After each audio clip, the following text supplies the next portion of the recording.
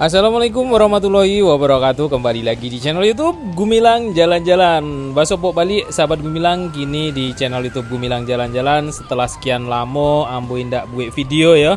Jadi sebelumnya Ambo ada kesibukan, ada kegiatan bersama tim SCTV. Jadi kita ada kerjasama dengan SCTV untuk pembuatan video-video yang hampir mirip dengan video-video di channel YouTube Gumilang Jalan-Jalan. Nah, pada kesempatan kali ini kok Gumilang Jalan-Jalan sedang liputan di Kripik Balado Salsabila.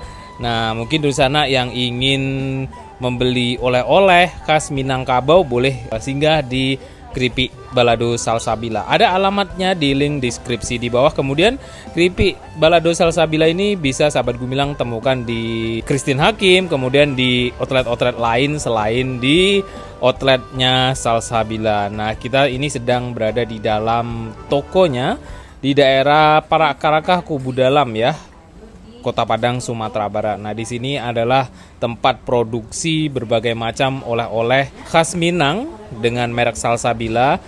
Jadi nanti hampir sebulan lebih kita akan buat video bareng SCTV ya.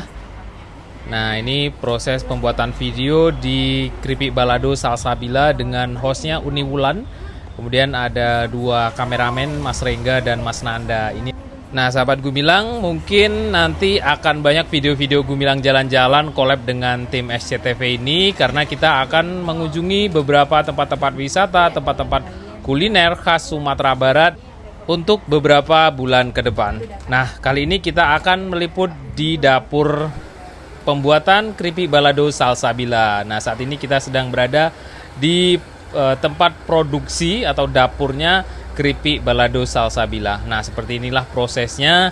Jadi pertama kali ubi dikupas, kemudian setelah dikupas dicuci bersih, dan ini ownernya sedang menjelaskan bagaimana proses pembuatan Kripik Balado Salsabila. Tapi kita tidak bisa mengambil audionya ya, karena ini sedang produksi untuk video SCTV, jadi kita tidak boleh sama atau mengambil audio videonya yang persis sama karena ini ada hak ciptanya juga ya.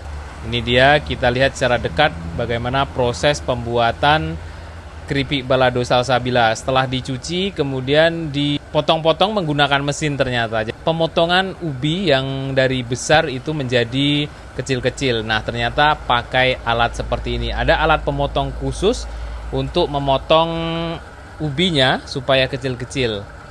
Nah, jadi udah semi modern ya cara pembuatan Kripik Balado Salsabila ini. Kemudian ubi dicuci bersih seperti ini.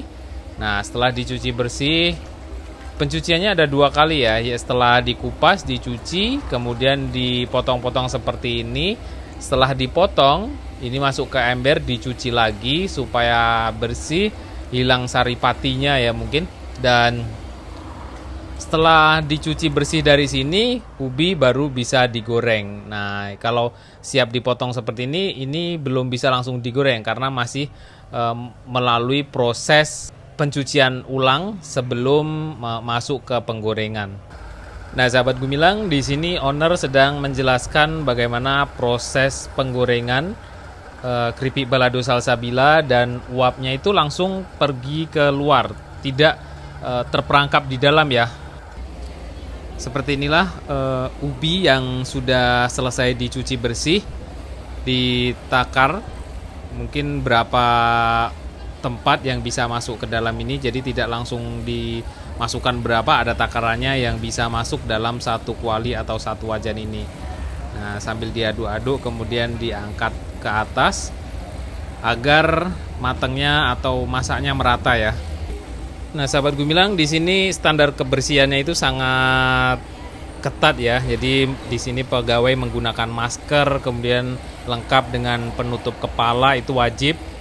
Nah, jadi sahabat Gumilang, kalau mau beli Kripik Balado Salsabila tidak usah ragu lagi tentang kebersihannya.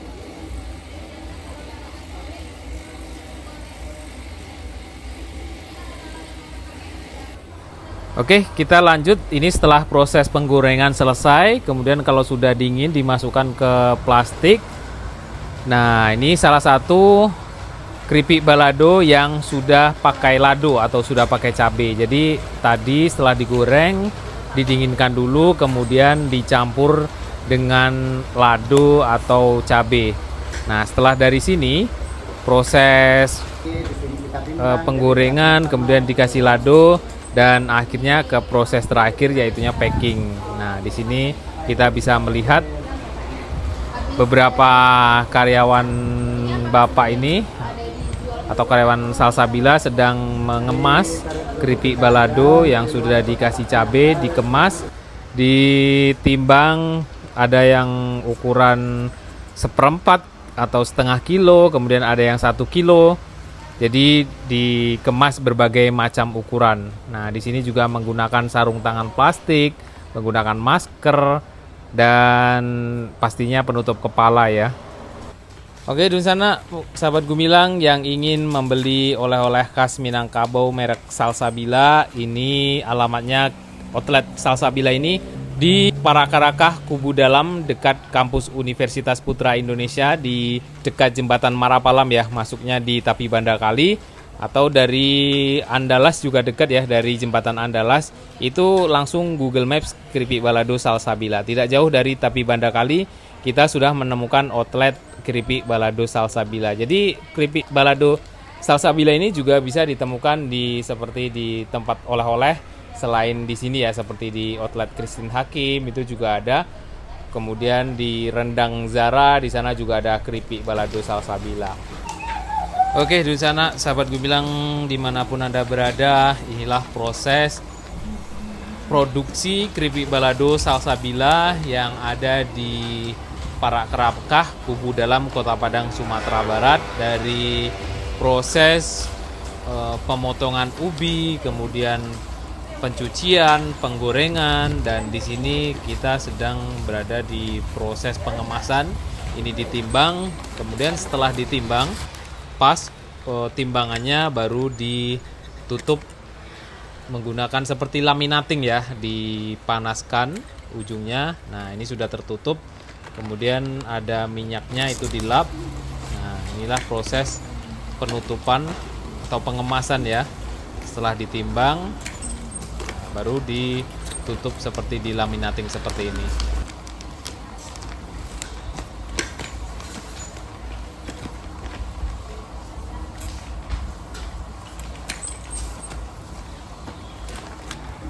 Oke sahabat Gumilang, setelah kita melihat proses dari awal sampai akhir, ini kita sudah sampai di proses pengemasan dan kita akan melihat di outletnya lagi apa saja produk Salsabila. Nah, ini adalah salah satunya keripik tawar asin.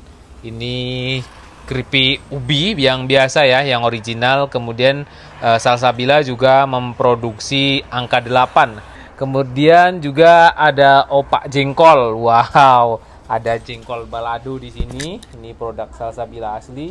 Dan di sini juga ada daka-daka. Nah, daka-daka itu terbuat dari ubi juga ya sepertinya. Kemudian dibuat gulung-gulung kecil-kecil seperti ini. Ada yang warna ungu, kemudian ada yang warna putih. Dan di sini juga ada arai pinang. Arai pinang Salsabila. Arai pinang ini merupakan produk khas Padang Pariaman ya. Dari sini juga dijual di Kota Padang. Kemudian ada kerupuk maco. Nah, raki maco ini juga oleh-oleh khas Minangkabau. Nah, maco itu adalah ikan laut yang kecil-kecil. Nah, di sini disebut raki maco Salsabila. Nah, sahabat Gumilang yang ingin menikmati oleh-oleh khas Minang itu sangat banyak sekali di Salsabila ini. Di sini juga ada keripik pisang yang juga produksi asli Salsabila. Kemudian yang best seller di Salsabila ini adalah keripik balado atau keripik ubi balado. Keripik balado Salsabila ini menggunakan lado asli dan yang pasti tanpa pewarna. Kemudian sangat rapuh dan kriuk, tidak keras seperti banyak sekali keripik balado itu yang agak keras ya. Dan uniknya di sini juga ada keripik pisang balado Salsabila. Jadi pisang itu pakai lado. Oke, di sini kita akan berbincang-bincang sedikit dengan owner Salsabila. Putar. Action. Dutara dan pemirsa, untuk memulai sebuah usaha pasti ada hal yang harus dicari, motivasi dan sejarahnya. Nah, kita akan menanyakan kepada Bapak Widodo, gimana sih sejarahnya untuk memulai usaha ini, Pak? Boleh Pak diberitahu kepada pemirsa? Sejarahnya berawal dari apa ya? Dari anak kita udah mulai sekolah ya, udah mulai masuk kuliah. Ya. Nah, jadi itu saya terinspirasi terus. Saya pikir-pikir gini, akhirnya kita beranikan diri ya dengan modal pas-pasan. Dengan modal pas-pasan, saya beranikan diri, pinjam sama tetangga, dan juga pinjam sama tempat lain gitu ya. Alhamdulillah, mulai dari awal yang berdiri sampai sekarang, grafiknya naik terus ya. Alhamdulillah sampai sekarang ya. Terus untuk suka dukanya tentu ada ya. Suka dukanya kadang-kadang ada kelangkaan bahan baku. Permintaan konsumen banyak, bahan baku langka. Itu yang paling banyak. Padahal kita senang ya Pak Iya, ya, kita senang. cuma repot memikirkan Bahan baku. Ada lagi di hari-hari tertentu ya, mulai kayak hari mau lebaran gitu kan, atau dekat ini kan dekat tahun baru nih. Kalau nggak langka bahan baku singkong, langka sabu-sabu, biasanya kan gitu. Kalau mau lebaran tuh kayak cabai itu harga melambung tinggi ya.